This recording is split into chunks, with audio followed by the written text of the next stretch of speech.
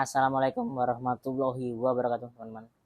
Selamat sore, karena video ini dibikin di sore hari 1 Januari jam 4. Tujuannya adalah untuk pengingat diriku. Apabila ada yang bisa diambil ya diambil kisahnya, kalau enggak ya enggak usah. Semalam tuh pasti kan semua pasti ada rasa ini aku punya harapan di tahun 2023. Terus resolusi apa yang mau yang ada di 2023 ini. Terus gimana caranya gitu kan. Tapi pas pagi itu kenapa kayak males gitu ya, anjing, males banget ya, ngapain ya gitu.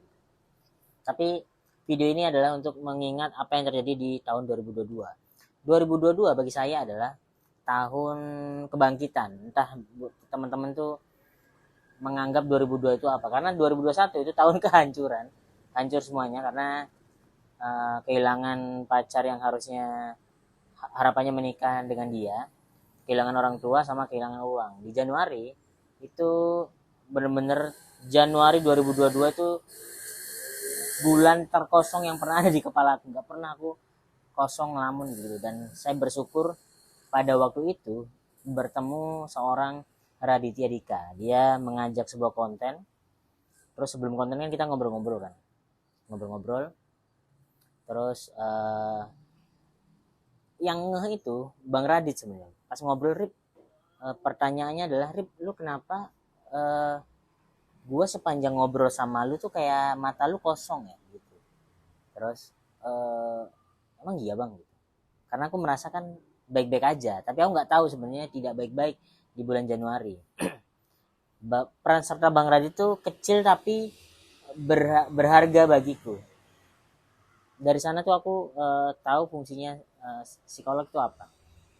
Terus Bang Radit tuh dengan hati-hati kayaknya, takut menyinggung, itu bilang gini, Rif, lu kalau semisal ngelihat temen lu ke psikolog, lu bilang dia gila nggak? Enggak lah gitu, dia bilang gitu. Terus Bang Radit tuh bilang, Rif, kalau gua nyaranin lu ke psikolog, apakah lu tersinggung nggak? Enggak. Kenapa Bang Radit gitu? Coba deh lu cerita. Terus akhirnya cerita, iya kayaknya lu butuh orang lain untuk mendengarkan. Nah dari sana buat teman-teman yang punya masalah dan apa ya, kurang bisa ter terdengar oleh teman-teman, karena kan beberapa teman kan punya masalah masing-masing juga kan. Kalau kita cerita hal yang berat tuh akan membuat dia kepikiran juga. Nah ini ternyata fungsi psikolog itu di sini. Dari sana Bang Radit itu langsung, iya mau ke psikolog nggak? Mau gitu. Terus ya udah, Rip, gue bantuin cariin, mau nggak? Iya. Gini bang, yang biasa langganan Bang Radit gimana ya? Oke nggak ya? Oh ya, gue ada langganan nih, bagus gitu, dia bilang gitu.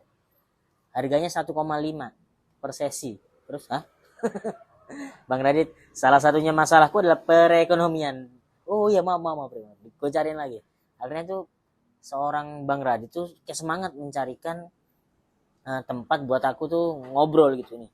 Ini mau nggak? Terus karena ternyata psikolog tuh ada janji, nggak bisa langsung, ternyata nggak cocok, dan dari sana tuh ngebuka bahwa ini aku mencari tempat sendiri, ternyata ketemu setelah ngobrol-ngobrol sama pacarnya Keling, karena dia psikolog juga, tapi karena dia nggak bisa sama dia, karena psikolog tuh nggak boleh yang kenal, takutnya ada tendensi untuk mengatur atau ngapain, mending yang tidak kenal. Nah dari sana adalah era kebangkitan seorang Arif Alfiansyah. Terus semuanya tuh dari sana tuh kayak psikolog tuh membantu apa namanya, ini bukan karena campaign psikolog atau apa ya, ternyata ya kita tuh butuh tempat buat bercerita gitu, karena kan ya secara pasangan aku belum punya, Januari ini semoga punya. Terus belum ada tempat berbagi ke temen kan, juga beberapa part doang yang bisa dibagi sama temen. Nah dari sana itu si orang yang tempatku bercerita itu ngebagi, Rif, ini masalahmu adalah ini. Kadang karena kita tahu masalahnya apa, tapi kita tuh butuh orang untuk meyakinkan bahwa oh itu masalah itu gitu. Nah itu akhirnya dia ngebantuin, Rif, tolong nih bagi yang ini, bagi dulu partnya beda-beda, cara menyelesaikannya pelan-pelan, satu. Akhirnya ya 2022 itu saya merasa bahwa itu adalah era kebangkitan, karena bisa menyelesaikan beberapa part satu, mulai kerjaan akan begini, ini akan begini, targetnya begini, terus bikinlah plan buat kerjaan, karena aku ada tanggung jawab yang harus ku bayar karena di 2021 lumayan banyak mengeluarkan uang. Itu hutang akhirnya lunas dengan step pelan-pelan, itu hutang lunas di kalau nggak salah antara akhir Agustus atau September itu lunas. Terus sudah mulai bisa menabung kembali di bulan September atau Oktober, itu sangat sangat mantep lah. Makanya 2022 ini kayak saya menyebutnya adalah era kebangkitan, karena di sana yang dulu kan saya ini orang yang termasuk terplan gitu, akhirnya bisa gamblang lagi gitu ngeplan, oh ini kerjaan ini ngapain aja, mau kerja apa aja, konten yang mau dibikin apa aja gitu. Terus masalah keuangan juga nih, tiap bulan berarti kalau punya, karena kemarin kan punya hutang kan, hutang sekian tuh save-nya seberapa, ini buat kehidupan, ini buat, jadi tahun 2022 tuh sangat sangat ya era kebangkitan, sangat happy karena 2021 terhancur, era terhancur. Terus di pertengahan bulan ya ketemu orang-orang yang luar biasa, hingga akhirnya di akhir itu uh, kalau ke Coast the Rate sedang bermasalah di akhir ada masalah lah di akhir penghujung tahun. Dan kebetulan pas sama show, kenapa show Coast the Rate itu ada, karena ya karena ada Nope, ada Ali pada waktu nongkrong di atas, terus dia mau ngobrol, ini kalau bikin show tuh oke nggak ya gitu, kita nggak pernah satu show bareng-bareng gitu kan. Terus akhirnya ya udahlah kita sepakati bikin show. Kalau aku niatku memang kayaknya keceriaan yang tahun lalu tuh udah nggak bisa nih di Coast the Rate itu, karena kalau kalau Coast the Rate itu kemarin ada dan sangat menyenangkan karena kondisinya pandemi, susah untuk keluar, kerjaan juga belum sepadat ini orang-orang. Jadi kalau berkumpul itu kumpul karena kita tuh emang nggak kerja gitu, belum belum ada kerjaan yang sepadat ini. Bisa dibilang kalau ya orang kompak ketika susah tuh kompak, tapi ketika sukses ya memang itu adalah step untuk ke berikutnya. Jadi di akhir tahun 2002 sebenarnya cukup menyedihkan, karena kalau secara pribadi targetnya sesuai, tapi untuk secara bersama di Coast the Rate tidak begitu oke gitu. Makanya beberapa teman tuh ngelihat dari kolom komentar tuh ada beberapa hal yang benar, ada yang enggak, ada yang salah, ada yang hampir jadi gitu. Makanya kita menutup era ini, entah semua orang juga sepakat ya kayaknya, kita menutup era Coast the Rate, kejayaan Coast the Rate, keceriaannya ditutup di tahun 2022, puncaknya di puasa tahun 2022. Selebihnya adalah ya kita akan masing-masing gitu, bebas siapapun yang akan membawa nama Coast the Rate, tapi karena Nope lah yang berjasa, Nope ada di situ membawa Coast the Rate, ya Coast the Rate harusnya bisa apa kata Nope sekarang, kalau Nope menginginkan apa semua orang akan support gitu. Jadi kalau kalian menuntut keceriaan atau apa, itu serbulah Nopian, karena dia udah ada, sebenarnya ada banyak plan bersama Ubadillah untuk mewujudkan itu. Cuman karena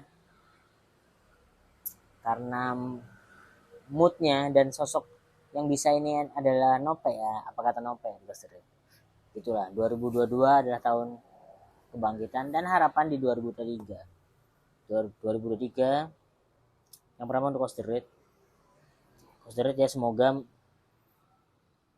anak-anaknya itu pada sukses semua, siapapun yang di situ, entah ya, siapapun lah gitu, yang pokoknya yang ada di dalam situ, semoga apa ya, ini jadi batu pijakan yang kuat untuk ke karir manapun gitu, entah sebagai pegawai, entah sebagai influencer, sebagai entah dunia keaktoran dan lain-lain gitu. Semoga mantep pokoknya. Buat pribadi sebenarnya belum tahu apa gitu, apa yang mau dicapai, apa yang diinginkan, ya semoga hal yang kemarin tidak terjadi lagi di 2021, itu harapannya. Dan di 2023 harapannya adalah ini lagi market house dari No Pain, all in untuk semesta, jadi totalitas aja. Karena saya nggak tahu ya, ini 2023 itu peluang tuh menurutku banyak. Entah kalian kalau semisal dikasih kesempatan, sebenarnya karena kemarin juga ngobrol sama Ubed kan, ada tawaran kerjaan menarik tapi bukan di depan layar, di belakang layar. Kegalauanku adalah apakah udah waktunya cukup di depan layar dan mengikuti kehidupan seperti layaknya Ubed. Karena dulu tuh sama Ubed tuh hampir ya bareng-bareng lah gitu. Kita kalau aku udah punya skill, kayak penasaran sama skill apa itu selalu discussnya sama Ubed. Ternyata di dunia entertain tuh ada gini, ada gini, sosmed tuh gini. Nah, Ubed itu yang secara apa ya, rajin atau sergap tuh mencari itu. Kayak misalnya nih aku punya ini nih kuncinya aku buka nih di Ubed, terus Ubed tuh yang nyari. Terus ada lagi Ubed dunia influencer kayak gini, Ubed dunia ini, dan dunia kreatif kayak gini, konsultan tuh kayak gini. Nah, Ubed tuh yang selalu bisa menyelesaikan semuanya apa yang ku pengen gitu. Dan di tahun ini tuh godaannya adalah di situ, ngeliat Ubed yang sekarang tuh makin jauh, jago banget gitu di dunia belakang layar. Sedangkan dulu tuh aku pengen kayak ya apapun yang ku pengen ku kerjain di belakang layar tuh biar Ubed aja yang ngurusin. Tapi ternyata karena kita sudah tidak susah berjalan bersama, ya terakhir tuh ditutup di Wancuan. Wancuan tuh hal yang membuka banyak hal, belajar banyak hal di dunia belakang layar, tapi ternyata berbeda gitu. Nah, godaan sekarang adalah tetap di depan layar seperti ini. Kalau depan layar seperti ini kan berarti harus ada konsistensi. Kayak contohnya adalah bikin vlog atau bikin YouTube ini aku ya harus mengisi terus gitu. Dan aku sebenarnya bingung juga apa ya kemungkinan, karena kan penontonku kan gak sebanyak Nope. Seharusnya lebih aku tuh bisa lebih intens untuk ngasih tahu atau sharing sama teman-teman yang ada di yang nonton ini gitu. Yang kuharapkan adalah, nggak tahu ya, ini teman-teman boleh komen, ku baca sih sebenarnya komennya, tapi beberapa tidak akan kayaknya nggak balas, karena kalau balas ya lumayan capek lah. Tapi ku baca, kira-kira kalian tuh menginginkan dari aku tuh apa, dari isi kepalaku tuh apa yang pengen ku bagi ke kalian, apakah vlog, apakah konten. Karena kalau konten yang proper itu nggak mungkin, yang pernah main YouTube tahu AdSense-nya itu tidak akan ketutup sama produksiannya gitu. Kenapa saya menurunkan kualitas produksinya? Karena dulu tuh saya pernah punya kameramen dan editor yang gajinya juga lumayan lah. Itu penghasilan YouTubeku dengan seproper itu kalau nggak salah 5 sampai 6 juta gitu. Jadi nggak masuk gitu. Nah, makanya ini kepengennya adalah apa yang bisa kubagi dengan ngobrol atau apa yang kupunya gitu. Ini obrolannya terlalu random, tapi nggak tahu ini yang ada di kepalaku, taruh di kepalaku aja semua gitu. Godaan di 2023 adalah di depan, tetap di depan, atau mulai meniti karir di belakang gitu. Dan kemarin juga udah ada yang nawarin di belakang layar, gajinya juga lumayan, tapi bisa aku kejar dengan di depan layar. Tapi depan layar tuh sampai kapan sih gitu? Apakah kita bisa panjang gitu itu adalah ketakutan yang ada di 2023. Terus apakah hal yang ini lagi adalah apakah pindah dari Coaster atau enggak, apakah udah waktunya atau enggak. Karena kayaknya sih aku udah 2 atau 1 kali berencana untuk pindah. Yang pertama adalah tahun 2020. Aku berencana untuk pindah nih, aku mau akan pindah dari Coaster. Ternyata tahun 2020 itu pandemi, eranya turun, beberapa temen nggak kerja gitu kan. Terus aku merasa masa di saat begini aku cabut gitu, kayaknya nggak, belum. Akhirnya aku putuskan untuk pindah kamar dari yang tidak AC ke AC, naik levelnya di situ. Nah, pertimbangan berikutnya adalah di tahun ini apakah pindah atau tidak.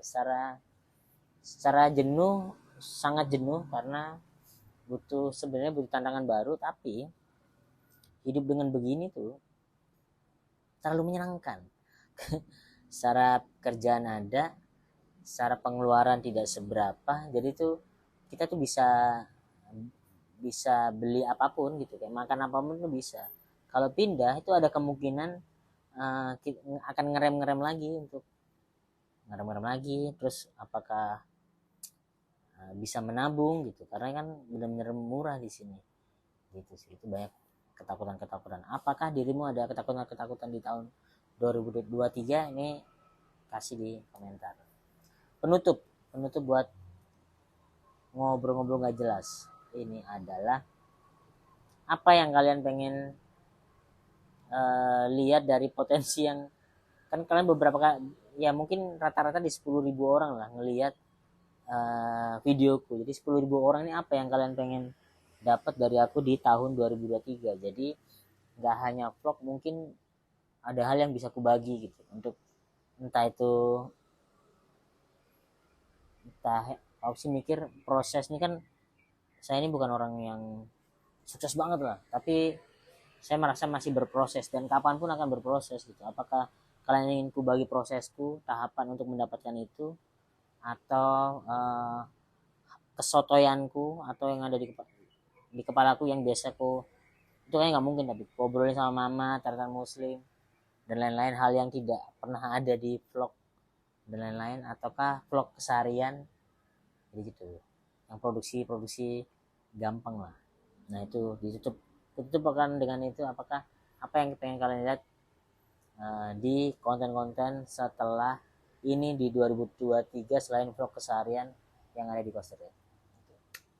Dan buat teman-teman yang bisa menonton sampai sejauh ini, kerendeman obrolan ini, semoga diberi kesehatan di tahun 2023, diberi kelancaran apapun yang kalian kerjakan, di rezeki yang melimpah, kesehatan, juga, dan semua hal yang kalian pengen lakukan itu tercipta di tahun 2023. Karena 2023 ini harusnya tahun bagus. 23 itu angka yang bagus lah buat teman-teman untuk bergerak. Kalau tidak bergerak ya kan gini aja.